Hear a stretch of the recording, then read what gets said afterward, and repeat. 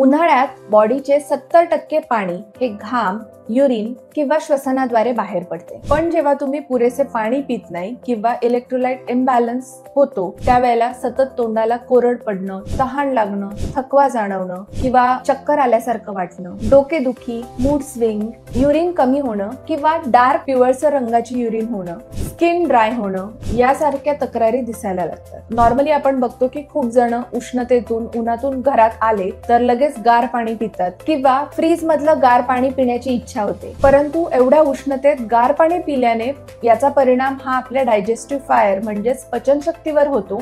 तसेच सोडा किंवा carbonated drinks यामध्ये जास्त प्रमाणात शुगर आणि प्रिझर्वेटिव्ह असल्यामुळे तात्पुरतं बरं वाटतं, परंतु नंतर तहानही वाढते। त्यामुळे आहारात नैसर्गिक पाणी असलेल्या वस्तू म्हणजेच ताजी फळे याचा समावेश करा। सीझनल फ्रुट्स जसं की उन्हाळ्यामध्ये टरबूज, खरबूज, द्राक्ष, उसाचा रस, आंबा अशा ताज्या फळांचा आहारात समावेश करावा। ज्यांना पाणी पिण्याची सवय नाही किंवा पाणी पिणं हे लक्षात राहत नाही अशांनी दर 1 तासाला तहान भागेल एवढं पाणी पिलं पाहिजे। उन्हाळ्यात हायड्रेटेड राहणं हे फक्त पाणी पिण्यापुरतं मर्यादित नाही, तर तुमच्या डाएट आणि लाईफस्टाईल मध्ये थोडे बदल करून तुम्ही हायड्रेटेड राहू शकता।